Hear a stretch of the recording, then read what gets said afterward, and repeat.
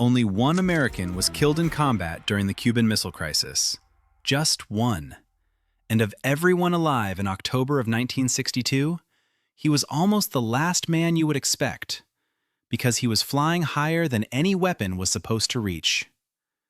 His name was Major Rudolf Anderson, a U-2 reconnaissance pilot, and on the worst morning of the Cold War, he was 13 miles above Cuba, alone, in a black aircraft built to fly above every gun on the planet. Far below, a Soviet crew was tracking a single dot on their radar, a dot they had labeled Target Number 33, and they were already reaching for the launch key. It was October 27th, the day history would call Black Saturday, the most dangerous day of the entire Cold War. American forces stood at DEFCON 2, one step below all-out nuclear war. And this was Anderson's sixth flight over Cuba, more than any pilot had flown in the crisis. A little after 9 that morning, he crossed into Cuban airspace, climbing towards 70,000 feet, unarmed and alone. But this time, the men on the ground did not just track him. At a Soviet site in the east of the island, the order to fire went out.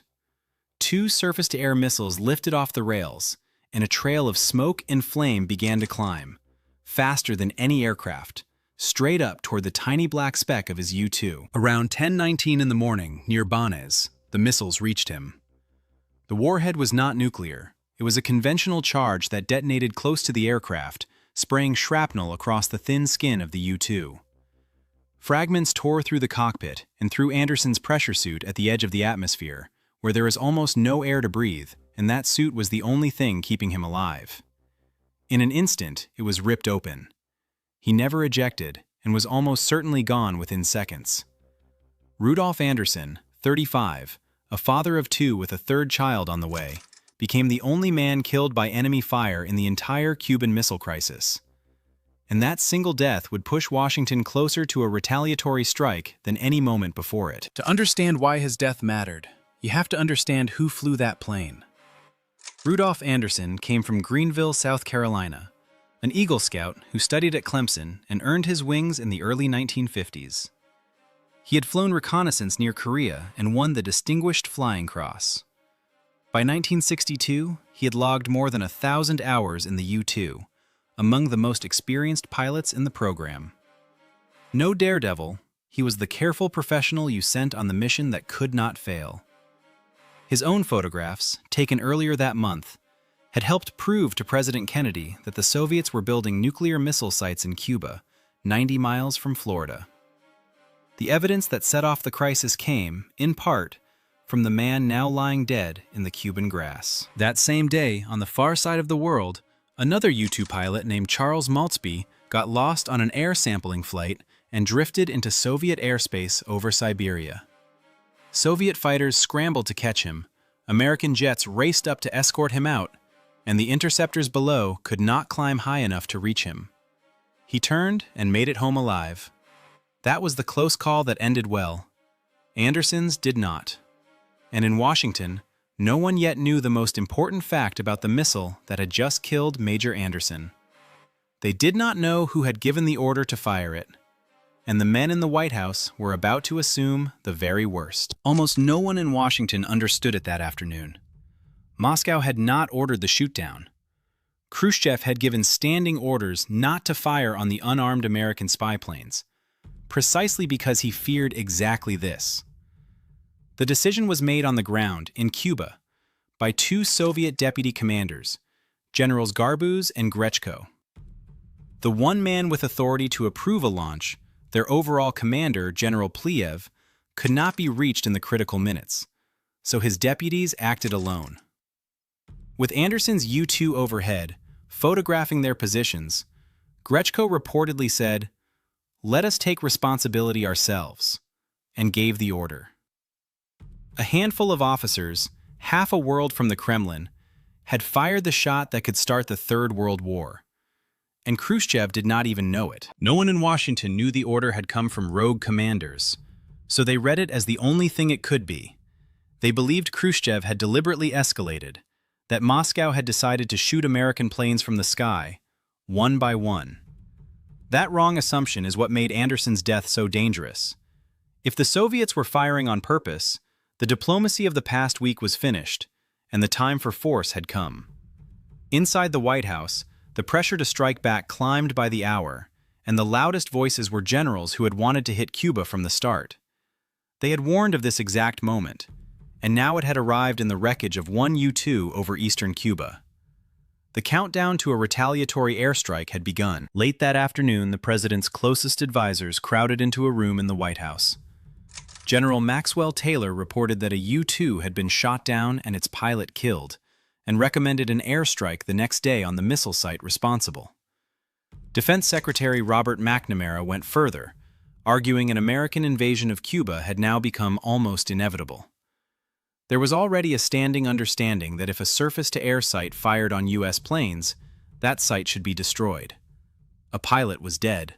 A site had fired. By that logic, the bombers should already have been arming, and everyone there knew an airstrike could trigger a Soviet response that turned nuclear. The decision now rested with one man. John F. Kennedy did not order the strike. He heard the case for invasion and refused to retaliate at once. Instead, he made a colder, harder choice. He would send the reconnaissance flights back up the next day, unescorted, and only if they were fired on again would he take out the missile sites. He held the airstrike one more day. Told that Anderson had a young family, Kennedy reportedly remarked that the pilot had a boy about the same age as his own son. He understood exactly what he was holding back, and what it had already cost. By some accounts, he said the situation had become an entirely new ballgame. One dead pilot had moved the whole world to the very edge. In those same hours, far out in the Atlantic, American destroyers were dropping practice depth charges on a Soviet submarine called B-59, trying to force it to the surface. The crew had lost contact with Moscow, the air was growing foul, and they did not know whether the war above them had already begun. By most accounts, the submarine carried a single nuclear-tipped torpedo, and the officers argued bitterly over whether to use it before deciding to surface instead. Often told as its own near miss, its exact details are still debated today. But it points to the bigger truth around Anderson's death. That Saturday, the world was not balanced on a single trigger, but on several at once, and one had already been pulled, over Cuba, by men no one in Washington could name. Cuban forces with Soviet advisors recovered the wreckage of the U-2 and Anderson's body near Banez. For days, the American public did not even know his name. His death was finally confirmed on the 31st of October by the acting Secretary General of the United Nations, U Thant, returning from a visit to Havana. Anderson's remains were handed to neutral intermediaries, returned to the United States, and on the 6th of November, he was buried in his hometown of Greenville, South Carolina. He left behind his wife, Jane, 2 young sons, and a daughter who would be born about 7 months later and never meet her father. President Kennedy wrote a personal letter of condolence to the widow. For his flights over Cuba, Major Anderson received the first Air Force Cross ever given, his service's highest decoration short of the Medal of Honor, presented after his death on the order of President Kennedy himself. His citation honored him for flying an unescorted, unarmed aircraft over hostile territory in the days that decided the crisis. He was also given the Purple Heart and the Distinguished Service Medal. Of the 11 U-2 pilots who flew reconnaissance over Cuba in those weeks, 10 came home and received the Distinguished Flying Cross. Anderson was the 11th. He was the only one who did not come back, and the only man on either side killed by enemy fire in the entire confrontation. When Khrushchev learned that his own men in Cuba had shot down an American plane against his orders, he was alarmed. He moved quickly to forbid any further firing on U.S. aircraft, realizing he could not fully control his commanders on the island. Both leaders now saw how easily it could all slip past them. That night, the president's brother, Robert Kennedy, met in secret with the Soviet ambassador and carried an offer. The Soviets would pull their missiles from Cuba, the United States would publicly promise never to invade, and a second, secret pledge would remove American missiles from Turkey within a few months. The public would hear nothing about Turkey. the most dangerous day of the Cold War would end not with an airstrike, but a deal struck in the dark. The secret about Turkey held for decades. The American public was allowed to believe Kennedy had won a clean victory, that he had stared the Soviets down and forced them back, with nothing given in return. Only years later did one of his own advisors admit he had quietly edited Robert Kennedy's memoir to hide that the missiles in Turkey had been part of the bargain all along. Those missiles were in fact gone within months. But the man whose death had helped push both sides to that bargain was already in his grave in South Carolina, and the country he died serving barely spoke his name. Which leaves the hardest question of all. So why was the only combat death of the Cuban Missile Crisis an American U-2 pilot, shot down at the most dangerous moment of the Cold War? Because this crisis was fought, more than anything, with cameras. The reconnaissance flights were the eyes that kept both sides from acting blind, and someone had to fly them, unarmed and alone, over the missiles. Anderson was the best, so he flew the most, and that put him over Cuba on the worst day of all. There, a few Soviet officers on the ground, cut off from Moscow and afraid, decided on their own to fire.